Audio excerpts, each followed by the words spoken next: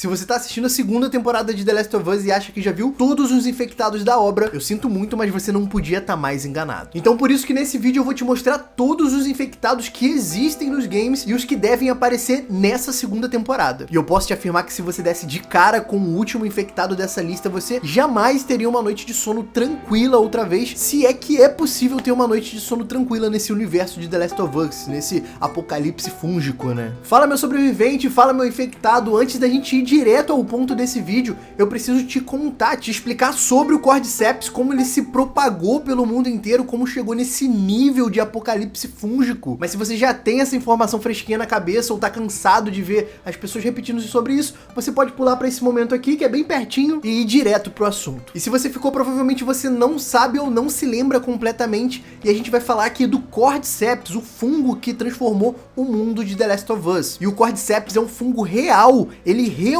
existe e ele realmente tem a capacidade de transformar pequenos insetos invertebrados em zumbi. Sem exagero, é isso. Mas no universo de The Last of Us, o Cordyceps ele sofreu uma mutação por conta do aquecimento global, conseguindo assim infectar, controlar hospedeiros humanos. E depois que um dos primeiros infectados acabou caindo, morrendo numa fábrica de farinha, de grãos, um ambiente muito propício para a proliferação do Cordyceps, para a proliferação desse fungo. E essa fábrica era responsável para importações para o mundo inteiro, para materiais de todos os tipos que usassem trigo e grãos. E foi assim que supostamente começou esse grande apocalipse zumbi de The Last of Us que foi explicado na série. E foi assim que começou o grande apocalipse que a gente conhece em The Last of Us. E agora que a gente tem essa noção bem rasa do que é o Cordyceps e o pano de fundo de como ele se propagou e conquistou o mundo inteiro, vamos pro que realmente importa nesse vídeo, que são os infectados e suas evoluções, e os infectados que devem aparecer nessa segunda temporada. Preparado? Bora lá?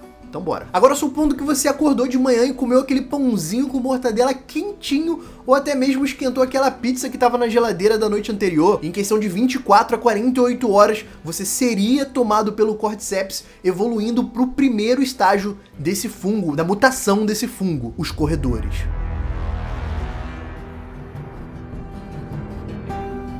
Nesse primeiro estágio, que é o que mais vai aparecer na série e o que é o que mais aparece nos games, até porque constantemente as pessoas são infectadas e se tornam corredores. E assim que você se torna um corredor, a outra forma de você ser infectado pelo Cordyceps é através de uma mordida. E dependendo de onde for a mordida no seu corpo, você pode se transformar mais rápido ou mais devagar. Como a gente viu na série que uma pessoa com uma mordida no pé podia demorar até 30 horas para se transformar em uma corredora. Enquanto a senhorinha que estava comendo o Cordyceps, na verdade, demorou menos de 15 horas, se você parar pra pensar. E ainda que os corredores aparentem ser humanos, eles são mais rápidos e mais fortes que um humano comum correndo agressivamente atrás de qualquer coisa que eles notem. E durante essa evolução, durante os primeiros dias, a pele do hospedeiro vai ficando cada vez mais opaca por conta da falta de nutrientes, né, que não estão sendo ingeridos. E isso é dado porque o hospedeiro, nesse estágio, ele ainda permanece vivo. E esse corpo que ainda tá vivo, ele vai criando uma febre descontrolada a fim de tentar expulsar esse fungo que agora tá totalmente resistente a essa temperatura. Que antes não resistiria à febre, mas depois dessa mutação por conta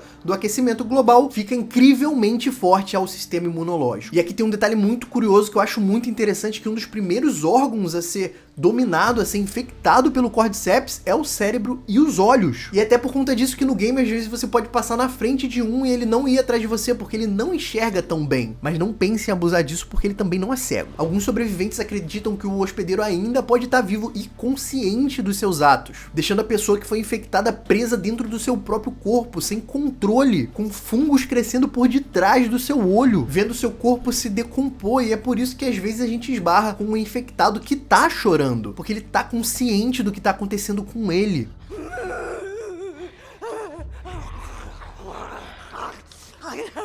E você já parou pra pensar o quão doloroso deve ser esse estágio, cara? Você tá consciente enquanto o fungo tá tomando o seu corpo por debaixo da sua pele, por detrás dos seus olhos, e você tá ali sentindo tudo, sem contar vendo o que tá acontecendo, cara. Às vezes você atacando os seus familiares e os seus amigos. Nossa, deve ser horrível ser um corredor, na moral. Eu não sei você, mas eu espero de verdade que a pessoa realmente não esteja consciente nesse estágio. Deve ser uma prisão dolorosa. Agora vamos pro segundo estágio dessa evolução. Supostamente aí uma média de 2 semanas, o fungo evoluiria se tornando o segundo infectado do game, o Espreitador.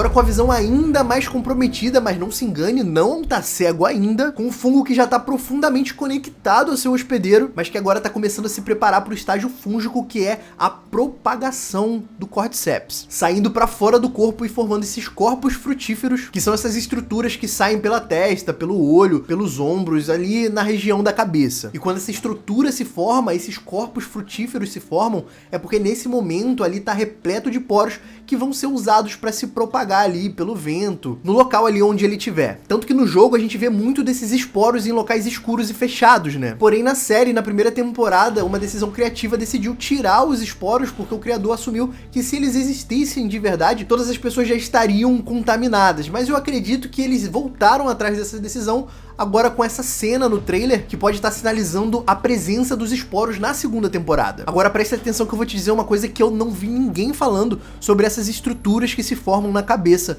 do espreitador. Se você notar bem no espreitador, nas anteninhas que estão se formando em volta do corpo dele, você vai perceber que não deixou o like nesse vídeo, que ajuda bastante, e que se você não é inscrito, se inscreve para fazer parte dessa grande comunidade que tá tomando cada vez mais corpo, apaixonada por séries e filmes. E não para aí não, porque se você quiser apoiar esse criador que vos fala, você pode estar clicando aí no Seja Membro aí embaixo do lado do Inscreva-se e descobrindo como se tornar um grande membro apoiador desse canal. Demorou? Posso contar com você? Mas bora voltar pro vídeo. Agora falando realmente sobre uma coisa que eu não vejo ninguém falando, é o motivo pelo qual os espreitadores preferem ficar em locais escuros e fechados. É porque normalmente pro Cordyceps que realmente existe, é o local mais propício pro desenvolvimento, pra proliferação desse fungo. E é assim que acontece na realidade. O Cordyceps pega um hospedeiro, uma formiga, leva para um local escuro e úmido que ele possa se proliferar com segurança, e é nesse local que ele fica parado, se propagando, evoluindo, criando os corpos frutíferos para infectar o próximo hospedeiro. Mas voltando pro infectado em questão, como eu já disse, não se engane, eles não são cegos apesar da visão comprometida. Isso porque eles desenvolveram uma ecolocalização, sem contar que eles agem de uma forma extremamente furtiva, e quando eles encontram uma ameaça, eles agem de forma bem discreta, diferente dos corredores que agem de forma totalmente impulsiva, né? Fazendo com que quando você perceba um espreitador,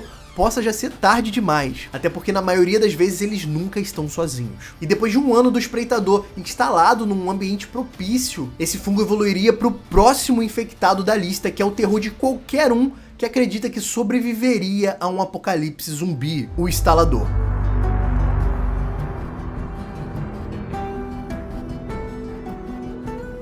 E antes que me venham com pedras e machadinhas, eu sei que não é um apocalipse zumbi, porque o infectado não é um zumbi, mas eu só tô fazendo aí a nível de comparação, beleza? E nesse estágio da mutação, o fungo destruiu completamente a cabeça do hospedeiro para dar espaço ao fungo. E apesar de não ter mais visão, o que aparentemente é uma das suas grandes desvantagens, o instalador tá longe de ser cego, por conta da sua ecolocalização bem desenvolvida para caçar, sem contar a sua audição super aguçada. Imagina só se o instalador enxergasse, cara, o caos que não seria. E um detalhe curioso é que o instalador ele tem esse nome por conta do barulho que ele faz, por conta da sua ecolocalização, que eu acredito que eu possa dizer que se tornou simplesmente icônico e marcante no mundo dos games. Um barulho que até então parece muito simples, mas que no mundo de The Last of Us se transformou simplesmente na coisa mais aterrorizante que uma pessoa poderia ouvir. Então você já sabe que quando ouvir esses instalados, qualquer barulho que você fizer, por menor que seja, pode ser o último barulho que você vai fazer na Terra, porque vai desencadear um ataque feroz e brutal do instalador. Um detalhe que eu acho muito interessante nesse estágio é que além do fungo ter se apropriado da cabeça do hospedeiro, ele começa a se expandir para outras partes do corpo, de cima para baixo, se preparando para o próximo infectado, para a próxima etapa dessa evolução. E o estágio final dessa mutação fúngica, até onde a gente sabe, é o baiacu.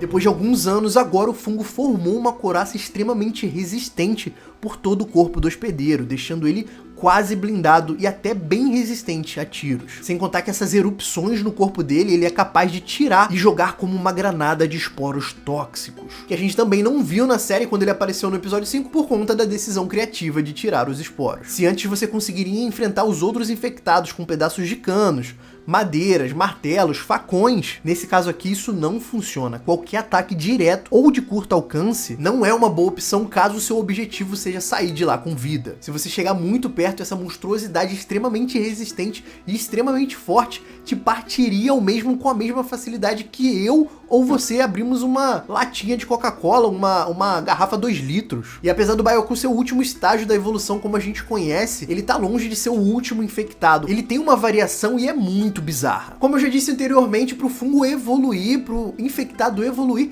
ele precisa de um local propício para que isso aconteça. Mas já no caso dessa variação do Byaku, ele estava num local propício, mas não ideal, evoluindo em locais mais úmidos como esgotos ou até mesmo túneis inundados, por exemplo. E são nesses locais mais úmidos que se formam os trópicos.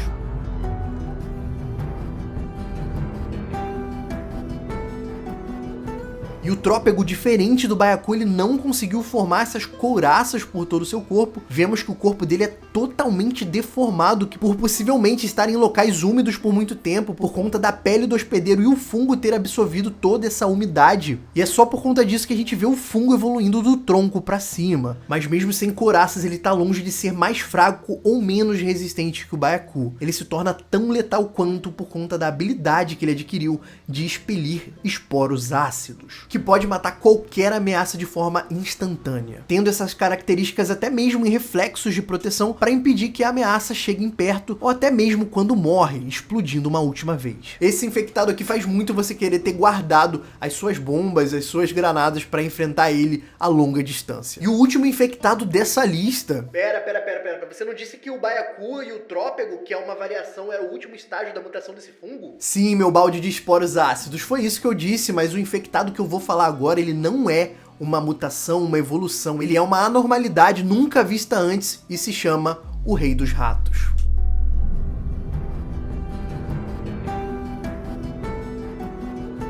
E esse infectado, ele é simplesmente o mais perigoso que a gente conhece atualmente e tem grandes possibilidades dele aparecer nessa segunda temporada. O Rei dos Ratos, ele foi visto apenas uma vez no jogo porque ele não é uma evolução do fungo, mas ele existe por conta de uma interferência humana. Porque o Rei dos Ratos nada mais é que a mistura de um Byaku e infectados menores, que possivelmente foram os primeiros infectados de Seattle. Então, 25 anos desses infectados colocados juntos numa quarentena num hospital em um espaço pequeno, o que fez com que esses infectados evoluíssem, se misturassem ao longo dos anos, se tornando um único corpo. Tão forte a ponto de destruir uma ambulância como se fosse brinquedo e de quebrar paredes como se fosse papelão, o Rei dos Ratos é a maior ameaça que já vimos no game. E além de extremamente resistente a tiros e granadas, e assim como o Byaku, se aproximar não é uma opção, trazendo uma briga totalmente desnivelada. Essa anomalia colossal ainda pode, depois de um certo dano, arrancar um instalador tão ágil quanto o espreitador, fazendo com que ele te persiga, deixando esse confronto ridiculamente